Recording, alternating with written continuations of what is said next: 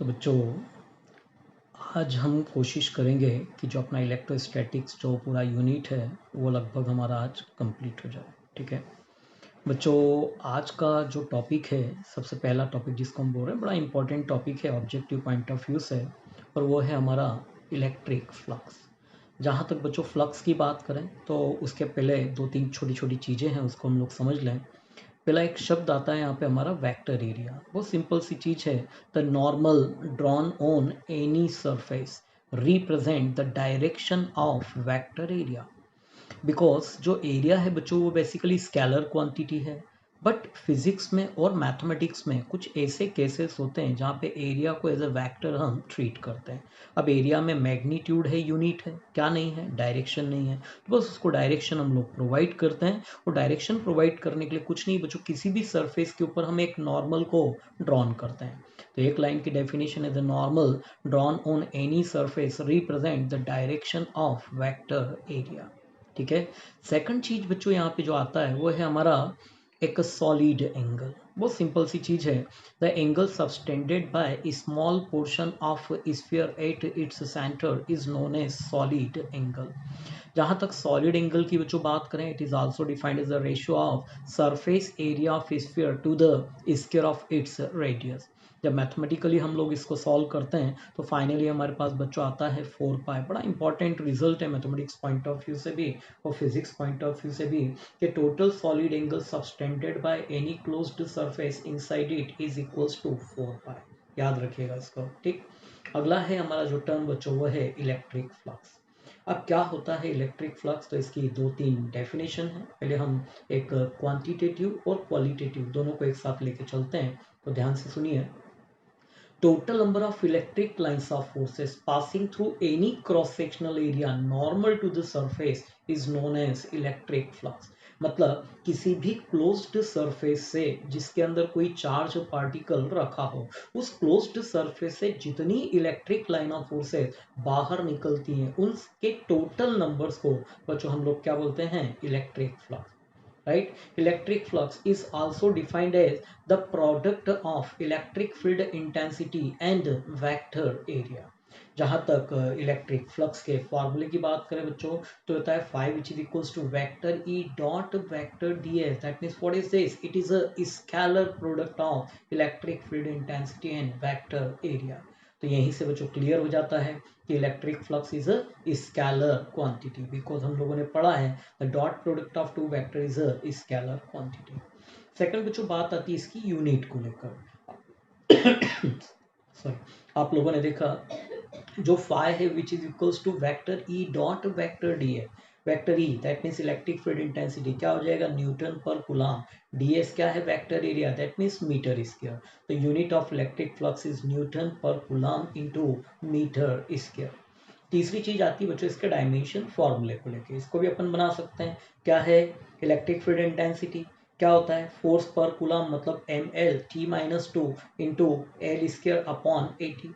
पूरे को बच्चों आप बैलेंस कर लें तो कितना हो जाएगा, M L Q T minus 3 a-1। तो ये बच्चों डायमेंशन फॉर्मूला है किसका, इलेक्ट्रिक फ्लक्स का। तो आई थिंक यहाँ तक कोई दिक्कत नहीं। अब बच्चों जब टाइप ऑफ इलेक्ट्रिक फ्लक्स की बात करते हैं तो there are two type of electric flux. The region where line of forces entering into the surface, at particular region the electric flux is said to be negative there, and the region where electric line of forces leaves out from the surface, particular point पे बात करें तो electric flux is set to be positive there. मतलब बच्चों किसी closed surface में जिस reason से लाइन ऑफ फोर्सेस इंटर करती है उस रीजन पे इलेक्ट्रिक फ्लक्स कैसा होता है, नेगेटिव। और जिस रीजन से लाइन ऑफ फोर्सेस बाहर निकल जाती हैं वहां पे फ्लक्स बच्चों कैसा होता है, पॉजिटिव। तो आई थिंक फ्लक्स के बारे में छोटी छोटी चीजें हमारी क्लियर हो गई। एक और चीज है बच्चों, जब हम इलेक्ट्रिक फ्लक्स की बात करते हैं तो ध्यान रखिएगा, बड़ी इंपॉर्टेंट चीज है कि जो charge particle it is lies inside the closed surface. अगर क्लोज्ड सरफेस के अंदर चार्ज नहीं है तो फिर हम इलेक्ट्रिक फील्ड की इलेक्ट्रिक फ्लक्स की बात नहीं कर पाएंगे। क्यों नहीं कर पाएंगे उसको भी क्लियर करें कि किसी क्लोज्ड रीजन के बाहर अगर हमारा चार्ज पार्टिकल है तो लाइन ऑफ फोर्सेस क्या होगी, उस पार्टिकुलर सरफेस को कट करेगी। राइट, एक रीजन में जहां पे आप देख रहे हैं लाइन ऑफ फोर्सेस इंटर कर रहा है, वहां पे फ्लक्स कैसा हो जाएगा नेगेटिव, और दूसरे रीजन जिससे वो लीव्स आउट करेगा वहां पे फ्लक्स कैसा हो जाएगा पॉजिटिव। दैट मीन जितनी लाइन ऑफ फोर्सेस इंटर कर रही उतनी ही लाइन ऑफ फोर्सेस बाहर भी निकल रही है। That mean the net electric flux linked with the closed surface when charge lies outside the surface or outside the closed surface is equals to 0। Same इस case होता है बच्चों किसी डाइपोल को किसी बाउंडेड सरफेस के अंदर रख दिया जाए तो वंस अगेन आप देखेंगे पॉजिटिव चार्ज पार्टिकल से लाइन ऑफ फोर्सेस क्या होगी बाहर निकलेगी और नेगेटिव से क्या कर जाएगी इंटर कर जाएगी। मतलब एक रीजन में वंस अगेन फ्लक्स कैसा है पॉजिटिव और दूसरे पे कैसा है negative. That means once again the net electric flux that time linked with the closed surface which contain electric dipole is equals to 0। जहां तक बच्चों फ्लक्स की बात करें तो फ्लक्स केवल और केवल डिपेंड करता है किसके ऊपर चार्ज के ऊपर। इसी को लेके आपको ध्यान हो गॉस ने अपना स्टेटमेंट बोला था क्या था the net electric flux passing through any closed surface. शब्द पे ध्यान दे एनी मतलब किसी भी क्लोज सरफेस होना चाहिए और कोई भी bounded surface which containing charge inside it is known as Gaussian surface. That's why जो थ्योरम उसका नाम क्या है गॉस थ्योरम। तो फिर से बात करें क्या बोल रहा था net electric flux passing through any closed surface is equals to 1 by epsilon 0 times of charge present inside it. जहां तक बच्चों मैथमेटिकल फॉर्म की बात करें तो phi of E which is equals to 1 by epsilon 0 into Q. किसी competition exam में question आता है the net flux passing through the closed surface for unit positive charge. बच्चों शब्द पे ध्यान दीजिए यूनिट पॉजिटिव चार्ज मतलब Q की जो वैल्यूज है वो कितनी है 1 है तो Q इक्वल्स टू 1 रख दीजिए तो बताइए कितना बचेगा ऑब्वियसली 1 बाय एप्सिलॉन 0। क्लियर हो गया। तो याद रखिएगा the net electric flux passing through any closed surface is equals to 1 by epsilon 0 times of charge present inside it. फिर याद रखिए कि चार्ज अंदर है तभी हम फ्लक्स को कैलकुलेट कर पाएंगे दैट मीन जब उसका कोई मैग्नीट्यूड होगा but if in case once again when charge is lies outside the surface now that time the net flux linked with the closed surface is equals to 0। अब बच्चों बात करें इसके एप्लीकेशंस की है ना तो जनरली जो इसके एप्लीकेशंस हैं है ना उसका डायरेक्ट मैथमेटिकल है तो वो आप लोग देखते रहना अभी हम उस पर डिस्कस नहीं कर रहे हैं। जो मेन टॉपिक हैं जिस समझने वाले हैं उन पे हमने डिस्कस किया।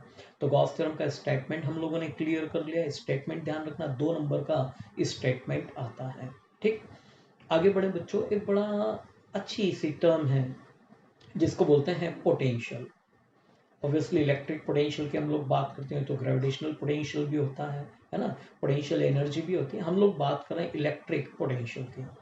पहली लाइन बड़ी इंपॉर्टेंट है बच्चों ध्यान से सुनिएगा electric potential determine the direction of flow of charge.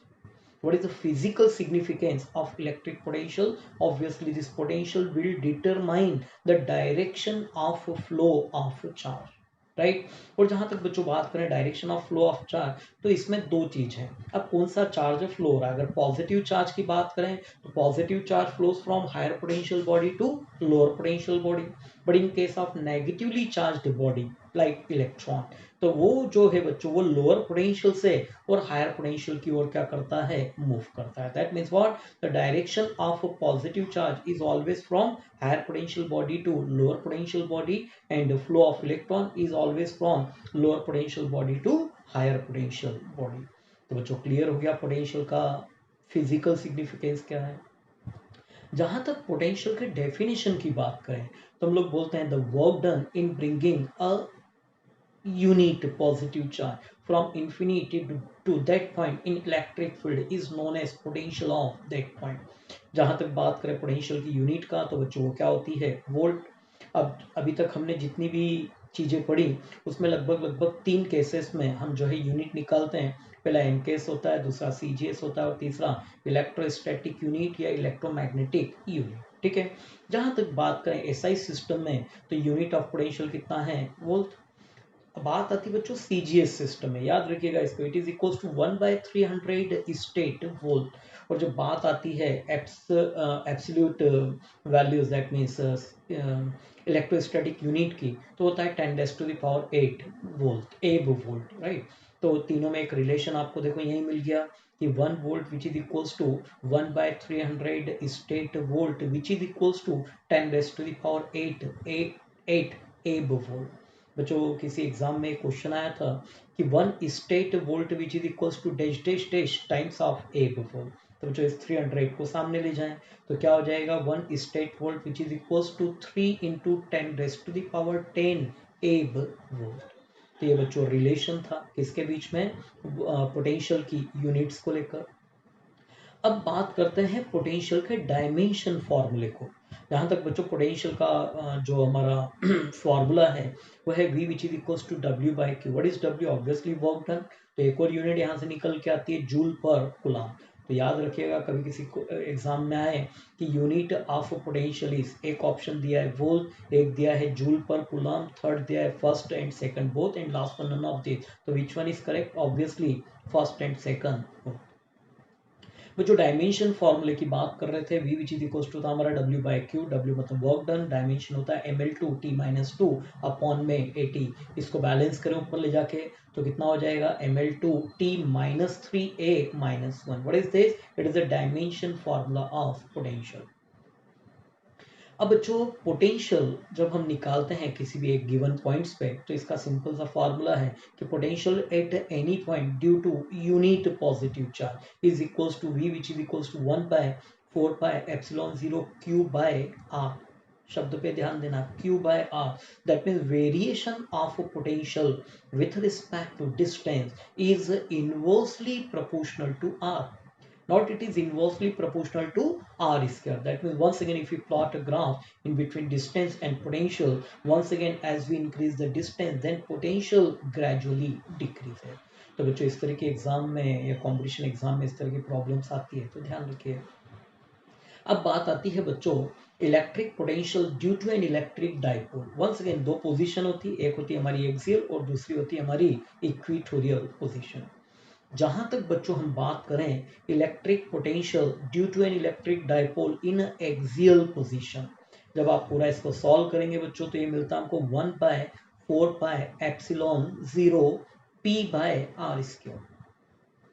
समझ में आया कितना? p/r²। दैट मीन्स व्हाट कि variation of potential with respect to distance due to an electric dipole is inversely proportional to r²। मतलब वंस अगेन वही है कि आप ग्राफ प्लॉट करेंगे तो जैसे डिस्टेंस को बढ़ाएंगे पोटेंशियल क्या होगा? ग्रेजुअली डिक्रीज हो जाएगा, but variation is directly proportional to 1/r² और it is inversely proportional to squaring distance.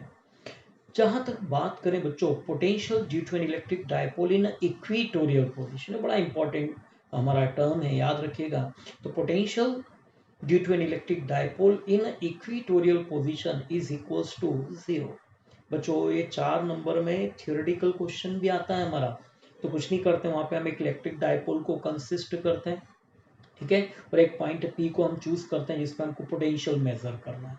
तो दो सिंपल सी चीजें कि potential eight P due to plus Q charge, formula लगाते हैं हमारा क्या होता है 1/4πε0 Q/r। r दैट मीन्स ए से लेकर पी तक का जो डिस्टेंस है वो हम लोग रख देते हैं। Similarly potential at point P due to minus Q charge.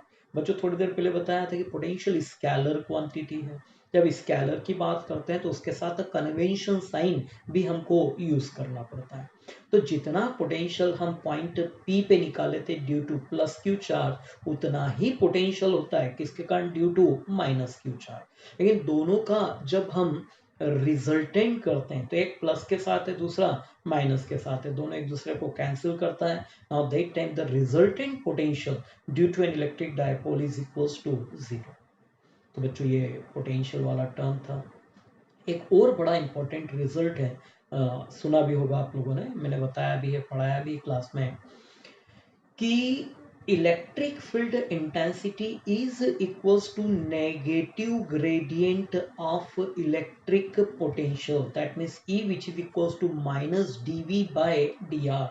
that means the rate of change of potential, obviously negative ध्यान रखना, that means the negative rate of change of potential with respect to distance is equals to electric field intensity। तो बच्चों ये मेरी एक first plate जो higher potential पे that means positive potential पे, ये किस पर है lower potential that means negative potential पे। सबको पता है इलेक्ट्रिक फील्ड का जो डायरेक्शन वो कहाँ से कहाँ होता है, higher potential to lower potential.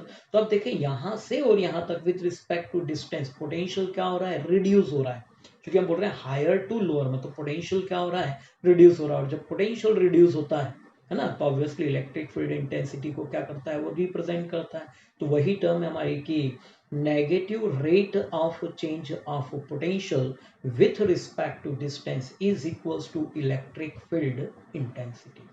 तो जो एक और चीज है कि E which is equals to हमारा है dV by D R. If in case अगर किसी पॉइंट पे इलेक्ट्रिक फील्ड इंटेंसिटी कितनी हो जाए, जीरो, तो वहाँ पे पोटेंशियल बच्चों जीरो नहीं होता। कभी कभी हम लोग सोचते हैं कि चूंकि इलेक्ट्रिक फील्ड इंटेंसिटी ही जीरो है तो पोटेंशियल क्यों नहीं जीरो होगा। तो बच्चों इस रिलेशन को यूज करना, E which is equals to dV by D r. E कितना कर दें, zero, which is implies that, क्या इम्प्लाइज करेगा, dV by D r which is equals to zero, which is implies that V is equals to constant. Because पढ़ा हमने जब किसी constant को हम डिफरेंशिएट करते हैं बच्चों, तो वो कितना होता है, जीरो। मतलब अगर किसी पॉइंट पे इलेक्ट्रिक फील्ड इंटेंसिटी जीरो है, तो इसका मतलब ये नहीं है वहां पे पोटेंशियल जीरो, वहां पे पोटेंशियल कैसा है बच्चों, कांस्टेंट है। तो एक छोटा सा इंट्रोडक्शन था किसके बारे में, इलेक्ट्रिक फ्लक्स और इलेक्ट्रिक पोटेंशियल के बारे में। तो आई थिंक ये सब चीजें आप लोगों को समझ में आ रही होगी, है ना।